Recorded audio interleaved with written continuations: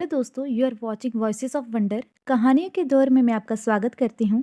अगर आप मेरे चैनल पे नए हैं तो आप इसे सब्सक्राइब कर बेल आइकन को प्रेस कर दें। तो चलिए हम बढ़ते हैं कहानी की तरफ, लेकिन उससे पहले इस धारावाहिक में आने वाले सभी नाम, स्थान, घटनाएं सिर्फ एक कल्पना मात्र हैं, जिसका वास्तविक रूप से किसी से कोई संबंध नहीं है। इसका उद्देश्य सिर्फ एक मनोरंजन मात्र है। लव अरप्शन चैप्टर 49 भूली बिसरी याद। पिछले चैप्टर में हमने देखा कि नक्श और निया दोनों बंदरों की तरह झगड़ा कर रहे थे। ये देख निर्मला जी आध्या से कहती है कि वो दादाजी की छड़ी लेकर आए। आध्या जैसे ही दादाजी की छड़ी लाने के लिए रूम से बाहर जाने को होती है, नक्श और निया दोनों एक साथ अपनी बहन को रोकते हुए बोले, रुकिए दी। आध्या उनके एक साथ आवाज लगाने से रुक जाती है। वो दोनों लड़ाई छोड़ हंसते हुए बोले, हम एक दूसरे के बाल छोड़ते हैं ना, आपको स्टिक लाने की कोई जरूरत नहीं है। इतना कह वो दोनों 3 गिनने पे एक साथ एक दूसरे के बाल छोड़ देते हैं। उन दोनों को मॉम से डरते देख आध्या को हंसी आ जाती है। निर्मला जी इसके बाद निया को डांटते हुए वहां से ले जाती हैं। आध्या भी मुस्कुराते हुए उनके पीछे पीछे चली जाती है और नक्श वापस से अपनी असाइनमेंट बनाने में बिजी हो जाता है। उनके जाने के बाद नक्श निया की बात को याद करते हुए अपनी खुद की हैंडराइटिंग को गौर से देखने लगता है। वो अपनी हैंडराइटिंग देख खुद से ही बोला, क्या सच में इतनी बुरी है मेरी हैंडराइटिंग? लेकिन फिर अच्छे से असाइनमेंट शीट को देखते हुए बोला, ये निया भी ना अच्छी खासी तो है, पता नहीं कुछ भी कहती है। और बुरी हैंडराइटिंग तो उसे कहते हैं जो समझ में नहीं आती, जैसे हमारे फैमिली डॉक्टर मिस्टर शर्मा की। पता नहीं क्लिनिक वाला उनकी हैंडराइटिंग कैसे समझ जाता है। मुझे तो उनकी हैंडराइटिंग किसी ईसीजी मशीन का प्रिंट आउट लगती है। खुद से इतना कह वो खुद ही हंस देता है और फिर अपनी असाइनमेंट बनाने बैठ जाता है। कुछ देर बाद निर्मला जी भी किचन में आ जाती हैं। डिनर ऑलमोस्ट रेडी था। वो हरिओम को डिनर डाइनिंग टेबल पे लगाने को कह खुद सभी घर वालों को बुलाने चली जाती हैं। माँ और बाऊजी को बुलाने के बाद वो निया, नक्श और आध्या को आवाज लगाती हैं। लेकिन अद्वैय को बुलाने से पहले वो रुक जाती है। निया जैसे ही सबसे पहले भागते हुए नीचे आए, वो निया से बोली, जाओ अपने बड़े भाई को भी बुला लाओ। निया मुस्कुराते हुए, ओके मॉम। ये देख निर्मला जी खुद डाइनिंग टेबल की ओर बढ़ जाती हैं।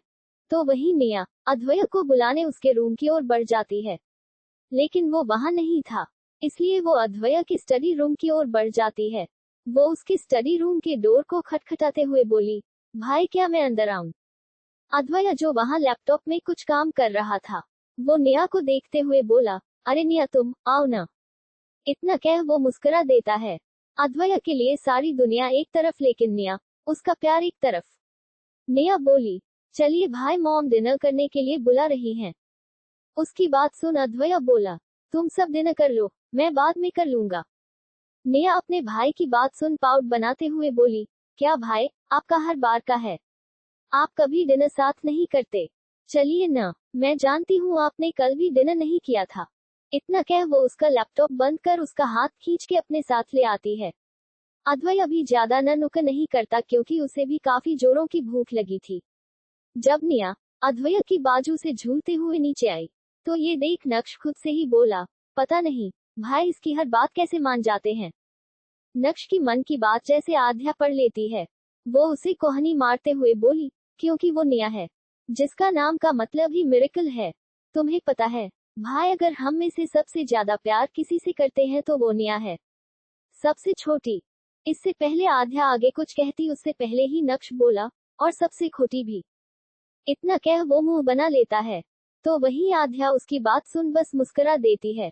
आज सब शांति से डिनर करते हैं। बीच में बस अनुराधा जी बच्चों को और खाना लेने के लिए कह रही थी। सबको परोसने के बाद निर्मला जी भी खाना खाने बैठ जाती हैं।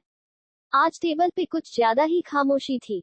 कोई भी कुछ नहीं कहता, दादाजी भी नहीं, क्योंकि कई बार एक ही बात बार बार कहने से उसका असर खत्म हो जाता है।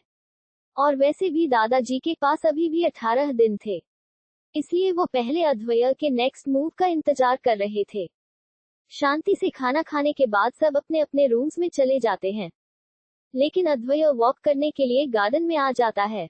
ये वो एरिया था जहाँ बहुत सारे फूल लगे हुए थे, हर तरह के डलिया, रोज और ऑर्किड्स उसकी मॉम की फेवरेट। अद्वैय उन्हें देख मुस्कुरा देता है। उसे याद आता है फ्लैशबैक। एक दिन वो वहां गार्डनिंग कर रहा था, गमलों की मिट्टी चेंज कर रहा था। उसके हाथों में मिट्टी लगी हुई थी। तभी वहां माहिर और उसकी वो फीमेल दोस्त आती है। वो दोनों वही गार्डन एरिया में आ गए थे। माहिर उसे आवाज लगाते हुए बोला, तो तू यहाँ गार्डनिंग कर रहा है? अद्वय बस मुस्कुरा देता है। ये देख माहिर भी उसके साथ शुरू हो जाता है। उन दोनों को देख उनकी वो फीमेल दोस्त बोली, ये काम तुम दोनों क्यों कर रहे हो? किसी सर्वेंट को कहो, वो कर देंगे। देखो तुम्हारे हाथ कितने गंदे हो गए हैं। माहिर और अद्वय दोनों ही उसकी बातों पे मुस्कुरा रहे थे, क्योंकि उस लड़की को मिट्टी में काम करना अच्छा नहीं लगता था। लेकिन माहिर पहले से ही काफी ज्यादा शैतान था। वो अद्वय को कुछ इशारा करता है, लेकिन अद्वय उसे नमे सर हिला देता है। लेकिन माहिर उसकी नहीं सुनता, और वो जाके वही डर्ट वाले हाथों से उस लड़की को डराने लगता है। वो लड़की भागने लगती है, लेकिन हिल्स पहने हुए होने की वजह से वो ज्यादा नहीं भाग पाती। माहिर इस बात का फायदा उठा के उसकी बाजू पकड़ के उसके गालों पे मिट्टी लगा देता है। और अद्वय दूर खड़ा ये देख मुस्करा रहा था। अद्वय को यूं चुपचाप खड़े तमाशा देखते हुए देख वो लड़की गुस्सा करते हुए बोली, तुम क्या वहां खड़े हंस रहे हो? रोको इसे, देखो इसने मेरा पूरा चेहरा और ड्रेस खराब कर दी। इतना कह वो उसे रोंदू शक के साथ देखने लगती है। तो वही अद्वय को उसे देख हंसी आ रही थी। वो उसे देख हंसते हुए बोला, बस इतनी सी बात। इतना कह वो वहां पड़ी वाटर पाइप उठा लेता है और उससे पानी का शावर बनाते हुए उस लड़की पे फेंकने लगता है। वो लड़की भागने लगती है, लेकिन उससे पहले ही माहिर उसे पकड़ लेता है। अद्वय ने उन दोनों को ही भिगो दिया था। अब माहिर उसे कैसे रूखा सूखा रहने देता, इसलिए वो भी उस लड़की को छोड़ अद्वय को निशाना बना लेता है। वो पाइप पे पांव रख देता है, जिससे पानी का फ्लो रुक जाता है। अद्वय पाइप को अपनी तरफ घुमा के देखता है तो उसमें पानी नहीं आ रहा था। अद्वय बोला, ये क्या पानी गया? लेकिन माहिर जल्दी से पाइप से पांव हटा देता है, जिस वजह से पानी एकदम से अद्वय के चेहरे पे आके गिरता है। ये देख वो लड़की जोर से हंस देती है, और अब तीनों ही पूरी तरह भीग चुके थे। वाटर पाइप माहिर के हाथों में थी। अद्वय माहिर को रुकने को कहता है, लेकिन वो नहीं सुनता। लड़की तो अद्वय के पीछे छुप जाती है, क्योंकि वो जानती थी वो उसे बचा ही लेगा। उन तीनों की हंसी ठिठोली से पूरा स्वानविला गूंज रहा था। Flashback over present time. Advay खुद के चेहरे के आगे हाथ करते हुए बोला, स्टॉप इट माहिर। लेकिन तभी उसे एहसास होता है ये सच नहीं है। अद्वय वो सब याद करते हुए कुछ ऐसा खो चुका था कि वो भूल जाता है कि ये सब बस उसकी बीते हुए कल की भूली बिसरी यादें हैं। ये एहसास होते ही अद्वय के चेहरे की वो हल्की सी मुस्कान पलक झपकते ही गायब हो जाती है। वो अपने हाथ बांधे आसमान में बादलों के बीच से खोए उस चांद और कुछ तारों को देखने लगता है। वो लुका छुपी खेल रहे थे। ये देख वो खुद से ही बोला, भले ही चांद कितना भी खूबसूरत क्यों न हो, सूरज की तरह रोशनी नहीं दे सकता।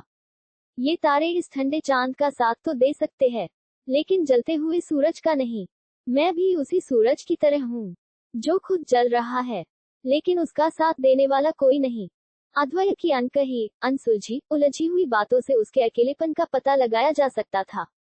वो आगे खुद से ही बोला, मेरी जिंदगी में प्यार के लिए कोई जगह नहीं है, क्योंकि मैंने अपनों को ही अपनों के दिल तोड़ते देखा है। तभी तो नफरत है मुझे प्यार जैसे शब्द से। इसलिए दादाजी, भले ही आज मैं आपकी जिद के आगे झुक रहा हूँ, लेकिन ये अद्वय अब वो आग है जो किसी को भी खुद तक पहुँचने नहीं देगा। क्या होगा आगे? क्या अद्वय सच में झुक जाएगा अपने दादाजी के सामने? क्या मतलब था उसकी बातों का? कौन थी वो लड़की और ऐसा क्या हुआ था पास में जो अद्वय अब करता है प्यार से इतनी नफरत? जानने के लिए बने रहिए लव अरप्शन के साथ। चैप्टर 50, कोहलू का बेल, अमन। पिछले चैप्टर में हमने देखा कि अद्वय कुछ पुरानी यादों में खोया हुआ था। उसे याद आता है कि कैसे वो और उसके दोस्त मिलके कितनी मस्ती किया करते थे। लेकिन ये सब याद करते करते उसका मन एकदम से कड़वाहट से भर जाता है, और उसकी आंखों में प्यार एक आक्रोश की जगह ले लेता है। वो अपने इसी गुस्से के चलते खुद से कहता है, भले ही वो अपने दादाजी की जिद के आगे झुक जाए, लेकिन वो कभी भी किसी को अपने करीब आने का मौका नहीं देगा। इतना कह वो आसमान को देखने लगता है, जहां बादलों के बीच चांद छुपा हुआ था। वो उसे देखते हुए खुद से ही कहता है कि चांद भले ही खूबसूरत हो सकता है, लेकिन सूरज की तरह कभी रोशनी नहीं दे सकता। ठीक उसी तरह तारे एक चांद का साथ तो दे सकते हैं, लेकिन सूरज की रोशनी में वो भी साथ छोड़ देते हैं। अद्वैय की बातों से उनके अकेलेपन का पता लगाया जा सकता था। उसके अंदर जाने कितना गुस्सा, नफरत घर किए हुए थी, जो वो सबसे छुपाए हुए था। लेकिन उसके अंदर के बवंडर को वही समझता था और कोई नहीं। किसी ने आज तक उसे समझने की कोशिश ही नहीं की। कुछ देर बाद जब वो रूम में आया, तो एक बार फिर सोने से पहले वो अपने फोन में मेल चेक करता है कि शायद ब्लैक नाइट ने उसके मेल का कोई रिप्लाई किया हो। लेकिन नहीं, ब्लैक नाइट ने इस बार भी कोई रिप्लाई नहीं किया था। ये देख वो खुद में ही बोला, ऐसा भी क्या एटीट्यूड जो एक मेल देखने और करने की भी फुर्सत नहीं।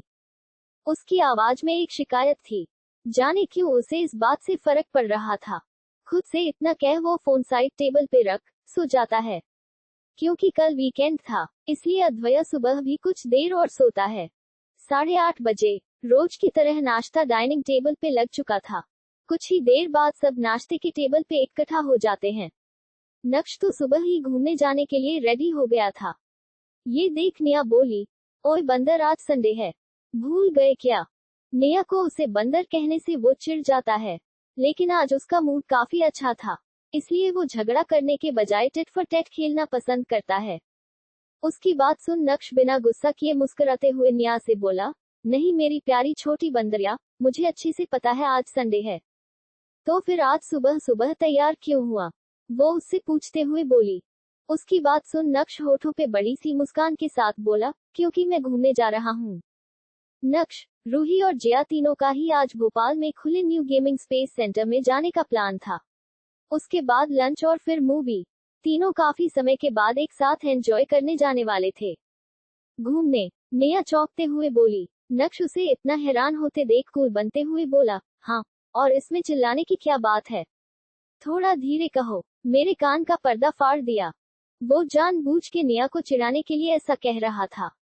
नेहा नक्श को देखते हुए बोली, मुझे भी जाना है। बिल्कुल भी नहीं, तुम हम सबके बीच में जाके क्या करोगी, मैं तुम्हें बिल्कुल भी नहीं ले जाने वाला। इतना कह नक्श खाना खाने लगता है। तभी आध्या बोली, वैसे तुम किस किस के साथ जा रहे हो। रूही, जिया, मैं, नक्श जवाब देते हुए बोला। जिया का नाम सुन अद्वैय के कान खड़े हो जाते हैं। जाने क्यों वो नक्श वो देखते हुए बोला, उस लड़की से थोड़ा दूर रहा करो। अद्वैय की बातों का मतलब वहां बैठे सभी समझते थे, सिवाय नेहा के, क्योंकि उसने न तो जिया की वीडियो देखी थी और न ही उसे अद्वैय के साथ लड़ते हुए। इसलिए उसे समझ में नहीं आता कि उसका भाई ऐसा क्यों कह रहा है।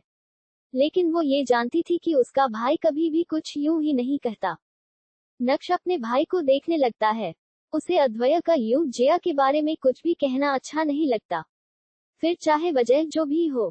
इसलिए वो नजरें झुकाए हुए ही पहली बार अद्वैय से अपने लिए नहीं, बल्कि जिया के फेवर में कहता है। नक्श बोला, भाई आप उसे जैसा समझते हैं, वो वैसी नहीं है। नक्श की बात को बीच में काटते हुए अद्वैय बोला, वो क्या है और क्या नहीं ये मुझसे बेहतर कोई नहीं जानता, इसलिए उससे दूर रहो, उसकी संगत में रह के तुम भी बिगड़ जाओगे। अद्वैय ये इसलिए कह रहा था क्योंकि उसने देखा था जिया कैसे गैंगस्टर के साथ जुड़ी हुई है, यहाँ तक कि उसकी आदतें किसी को भी परेशान कर सकती हैं। तभी दादाजी अद्वैय की बात सुन तंजील लहजे में बोले, हाँ भाई, सब इन्हीं की सुनो, क्योंकि इस पूरी दुनिया में एक यही तो हैं जो समझदार हैं, बाकी हम सब तो बेवकूफ हैं। क्यों बिगड़ जाएगा ये उसकी संगत में रह के, क्योंकि वो लड़की तुम्हें जवाब देने की हिम्मत रखती है। चलो कम से कम इस दुनिया में कोई तो है जो तुम्हें पलट के जवाब दे सकती है। इतना कह वो उसे देखने लगते हैं।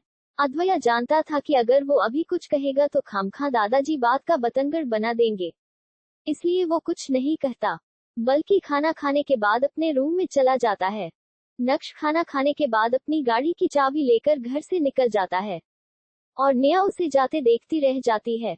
अब तो उसे भी जाना था घूमने, वो भी किसी भी हालत में, और वो जानती थी कि उसे किससे इस बारे में बात करनी चाहिए। ये देख नेहा अद्वैय के रूम की ओर बढ़ जाती है। वो उसे देखते हुए बोली, भाई मुझे भी घूमने जाना है। उसकी बात सुन अद्वैय जो लैपटॉप में नजरें गड़ाए काम कर रहा था, वो बिना उसकी ओर देखे बोला, हाँ। नेहा एक बार फिर बोली, प्लीज भाई आप ही चलिए ना। अद्वैय एक बार फिर खोए हुए ढंग से हाँ कह देता है। नेहा समझ जाती है कि अद्वैय उसकी बात नहीं सुन रहा, इसलिए वो कमर पे हाथ रख गुस्सा करते हुए बोली, भाई, आप सुन भी रहे हैं मैं क्या कह रही हूँ? नेहा की आवाज में गुस्सा छलक रहा था। अद्वैय नेहा की ऊंची आवाज सुन लैपटॉप से नजरें हटाते हुए उसे देखने लगता है, जो मुंह फुलाए खड़ी थी। अद्वैय उससे पूछते हुए बोला, क्या है नेहा? नेहा अपने हाथ बांधते हुए बोली, चलो ना भाई, मुझे घूमने जाना है। लेकिन अद्वैय को अभी एक जरूरी काम करना था। वो कभी अपने काम को देखता, तो कभी नेहा को। वो नेहा को कभी उदास नहीं देख सकता था। इसलिए वो एक गहरी सांस लेते हुए बोला, ठीक है, लेकिन पहले मुझे ये काम पहले खत्म करना है। पर हम लंच करने कहीं बाहर चलेंगे।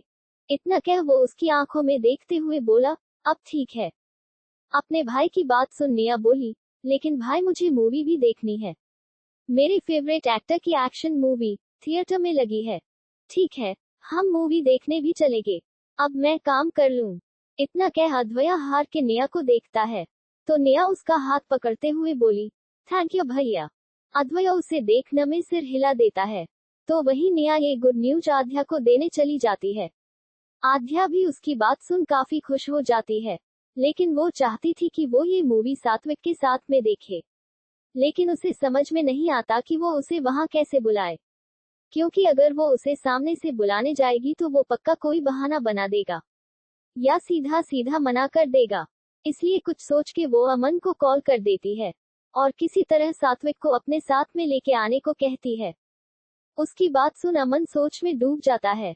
वो फोन डिस्कनेक्ट करते हुए ही खुद से बोला, यार मेरी हालत तो उस कोहलू के बैल की तरह हो गई है। काम पे काम, काम पे काम। यार मैं इंसान हूँ कि नहीं? अब सात्विक को कैसे मनाऊं? दोनों बहन भाई एक जैसे हैं, अपने आगे किसी की नहीं सुनते, और जिसे मनाने के लिए कहा है वो कहाँ किसी की सुन लेता है। खुद से इतना कह वो अपने अपार्टमेंट में चक्कर लगाने लगता है। अद्वैय काम खत्म करने के बाद सात्विक को कॉल कर उसे कल की बिडिंग और कॉन्ट्रैक्ट साइन करने के रिगार्ड्स कुछ इंस्ट्रक्शंस देता है। सात्विक को KSR कह कॉल कट कर देता है। क्या होगा आगे? क्या अमन मना पाएगा सात्विक को साथ चलने के लिए? और क्या अद्वैय और जिया दोनों को ही ले आएगी किस्मत एक बार फिर आमने सामने?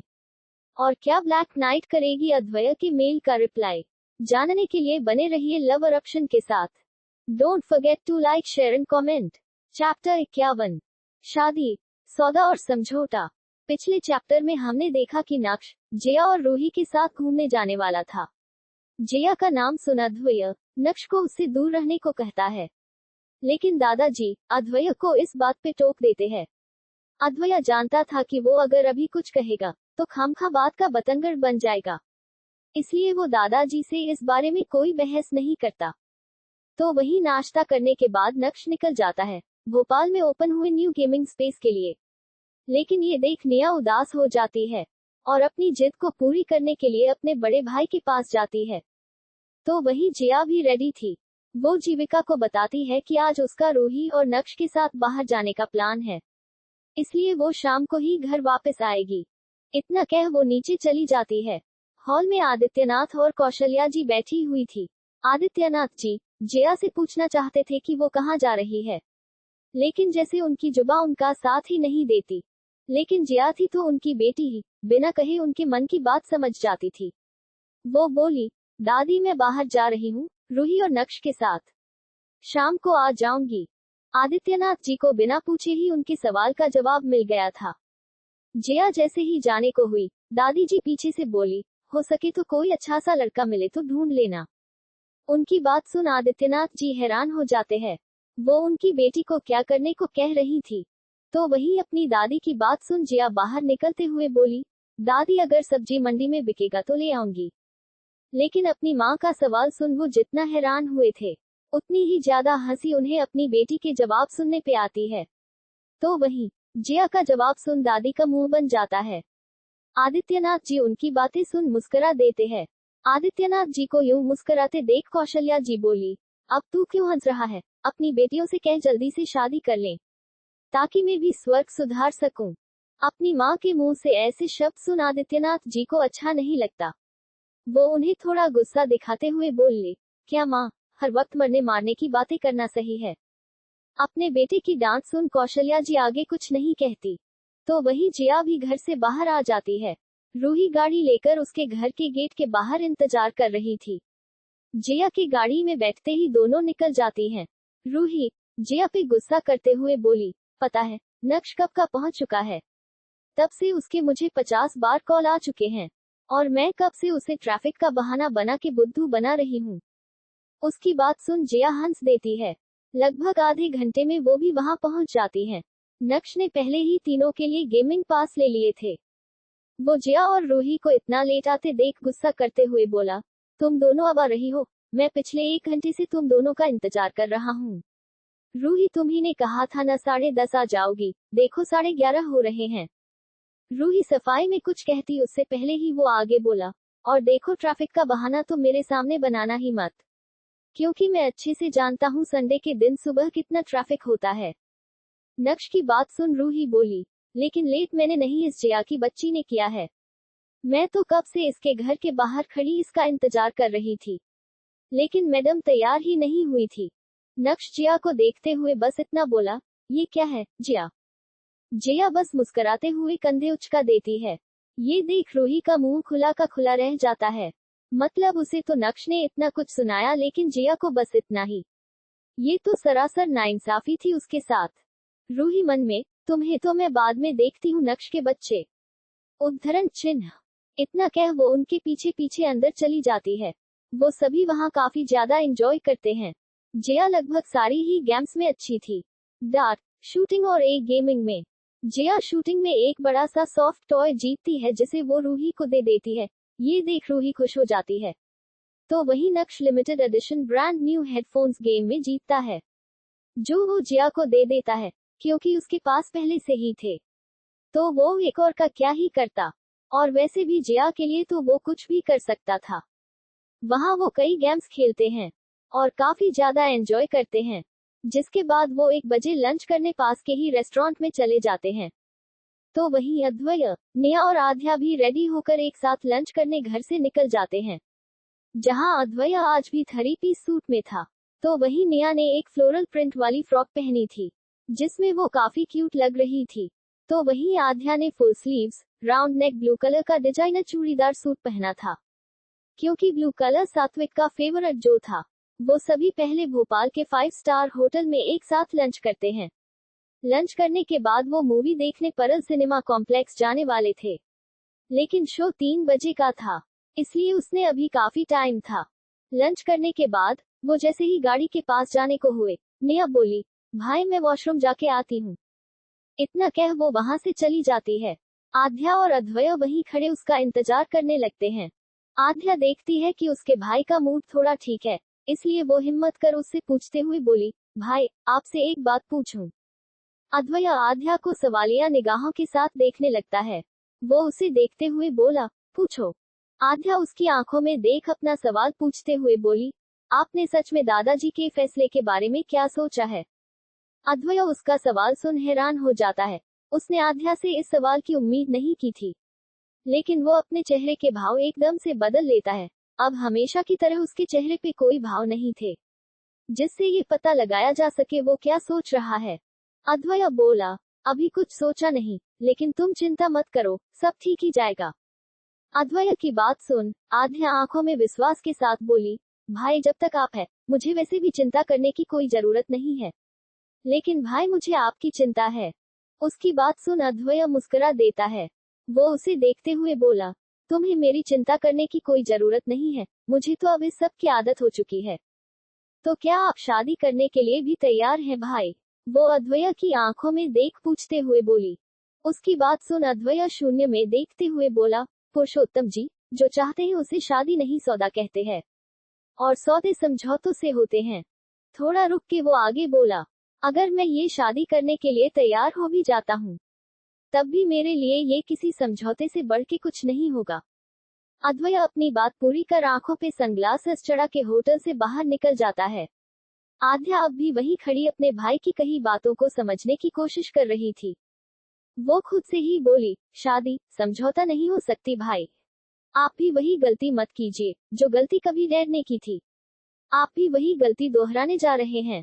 आप ऐसा करके अपनी ही नहीं उस लड़की की जिंदगी भी बर्बाद कर देंगे, और मैं ऐसा नहीं होने दूंगी। फिर चाहे मुझे दादाजी से ही क्यों न बात करनी पड़े। तभी पीछे से नेहा आते हुए बोली, क्या नहीं होने दोगी दी? नेहा की बात सुन आध्या एकदम से होश में आती है। वो पीछे पलट के देखती है तो नेहा उसे सवालिया निगाहों के साथ देख रही थी। ये देख आध्या मुस्कुराते हुए बोली, कुछ नहीं, मैं बस तुम्हारा ही इंतजार कर रही थी। भाई ने कहा था जल्दी आना।